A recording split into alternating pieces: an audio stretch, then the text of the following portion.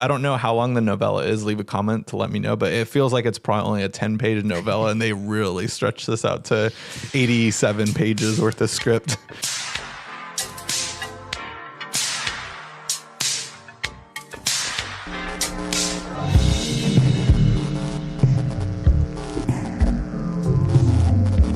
Drive-by movies here. You're watching Direct to Dumpster. My name's Blaze. I'm James. This week, we're talking Graveyard Shift, directed by Ralph S. Singleton. This place is infested. That might be the understatement of the year. Broken? Because one by one, it will devour them all. We're like shrimp in an all-you-can-eat salad bar, and that thing ain't stopping till it's full.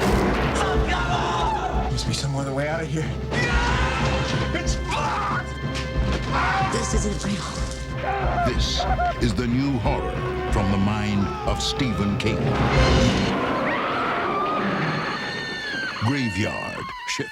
This is based on a novella by Stephen King, and it is about a rat, I guess you could say, or a bat. My guess is a bat. We never see it fly or anything, but it does have like a really webbed looking wing or something bizarre like that. Yeah. So this is a creature feature, which I think is one of the most fun things about it. I think a lot of Stephen King's, not all his horror is fantastic and not all is like grounded, obviously, but this is one where it definitely dives into the creature feature formula. It's this weird creature that's kind of hidden in the basement of this textile mill, and I don't know if it like communicates with the rats or if the rats are just there and the rats are just kind of chill with it. I thought it was going to be a giant rat, like essentially, and we get to the end and it's not a giant rat. Yeah, I was expecting I was excited because one of my favorite movies from the 80s was Ben, with of course the Michael Jackson song Ben.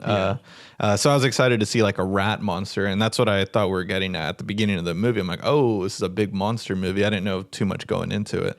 But no, as we start to see more, you see more of a wing. You never, like I said, you never really see it. You never see it fly, actually. Yeah. But it does have like a bat look, but it's just like hairless. It's really gross and mutant looking at the same time. It had like talons, so I'm gonna go with it's a giant mutant bat. Yeah. I don't know why. It had the ears of a bat, I'd say. Yeah. Yeah. And the weird like crooked up nose of a bat too.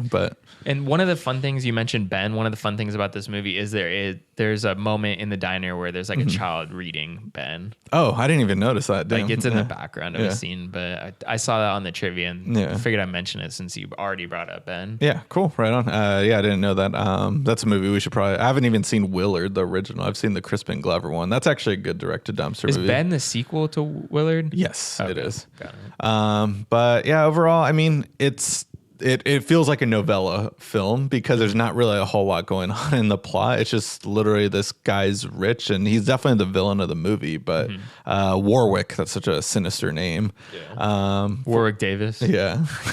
for whatever reason though, he's just like keeps having people go down in the mill. He's got to clean it up. He refuses to shut it down and just people keep dying, but he's like, no, still got to clean it up. Even though the Department of Labor has like literally left notices that he's got to shut down the mill. It's really unsafe to even work in. Yeah, he's just abusing people. They're all making minimum wage unless they're part of the union. Yeah. This drifter gets a job in the mill and basically tonight's the night where they're going to have to clean it up and they're going to have to work double pay for this graveyard shift. Yeah. I mean, there is some drama on the way getting over there. For whatever reason, Warwick loves hooking up with people, I guess. And like one girl was upset that she was going to work as like a cleaning lady or something. And she didn't want to have to go be. I think no one wants to be. The thing is, no one wants to be an exterminator. Yeah, like right. Yeah, like he should just pay Brad Dourif's character to deal with it. Speaking of, 1 year because Child's Play I think came out in 1989. This movie came out in 1990. So Brad Dourif went from Chucky to not as fun of a what's his name from Arachnophobia. Yeah, he's the opposite of John Goodman's exterminator. He's not a fun exterminator. He's a sociopathic, showing signs of possibly being a serial killer exterminator. Damn! Whoa! Yeah, I'm waiting for him to like break loose in this movie, to start yelling and like saliva to spit out with all his words, like a Last Jedi Imperial leader dude. So the thing with this film is, I think it's fun. It doesn't really have a studio backing. I think it was Paramount Pictures, but I think they only distributed it. And it was it's like fun in a sense, but it definitely, there's a reason no one talks about it now. There's a reason it's left in the dumpster because it's just another Stephen King movie that like was through the Stephen King craze of just let's get the rights to all his books and make them. Yeah. And there's just nothing in this movie for anyone to talk about in 2020. Apparently, it was a successful box office draw. Also, apparently, just because I can see this being low budget, there's not a whole lot of sets and everything. We do have one cool set piece at the end, like that whole underground cave with all the skeletons everywhere. Yeah. But there's not really too big of a showdown or anything. And then also Warwick just goes full on crazy down there too. He found the opening. He brought us down there. Wouldn't be here if it weren't for him. So don't go telling me my business. When he puts the oil on his face, Yeah. it's definitely a scene that's not going to age well. Yeah, I don't know why. Also, he feels the need to start killing his two coworkers down there too. I don't like. He's just like, oh, I'm gonna fight you guys to the death down here.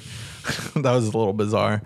But some of the effects though were pretty cool. Like some of the lost limbs that we got, like they're pretty grotesque and everything. Yeah. The rat stunt work I thought was really cool. Oh Like, yeah, they real had, rats you here. know, they didn't hurt rats. They didn't obviously put them into the machine. Yeah. Like the textile machine, but like it was cool to see, you know, actual rats in the scene. Like I think they might have chucked a can at them a couple of times though. It looked like the cans got pretty close. A little throwback though to Slugs though. It just felt like incomplete at the end though again, where it's just like, oh, just they defeat it and that's it. Like, I mean, I don't know. Did the girl die at the end? She got stabbed, but like. I almost don't remember. He like leaves her. He goes up. They don't. There's no resolution at the end of the film because there's literally just it's like the end of the night and then it's a fade to like a transition to one shot that's 3 seconds long. Yeah. It's so fast. It just says like help wanted, right? Yeah, it's that mill like under new management. New management. Yeah. So now hiring under do we new assume management. the Drifter took over? I assume he took over, but it's just like It's but still why? a bad situation. Like Yeah. I think he should just move on. Like get out of this town. Go find something else. Right, yeah. I mean, it's not like it affected the town, this monster or anything. Yeah. It's just like interesting movie. And like, yeah, they definitely, I could see this. I don't know how long the novella is. Leave a comment to let me know. But it feels like it's probably only a 10-page novella and they really stretched this out to 87 pages worth of script. Yeah. Yeah, I mean, would you like to see like a remake of this, maybe, or not of the movie, but of the novella, like create it in a different atmosphere? I guess it doesn't really translate well. To be honest. You would have to say like adapted or like it's definitely not based on Stephen King's like story, but like it's like inspired by Stephen King. Definitely. That's going to be it for this week, guys. We always appreciate the support, and the best way to support the show is by going in the description box below and clicking the Amazon affiliate link to watch Graveyard Shift. After watching it, be sure to leave a comment and let us know what you thought about the movie. And if you haven't already, hit that subscription button and click that notification bell to get updates on all our new videos. Tune in next week for a new episode of Direct to Dumpster.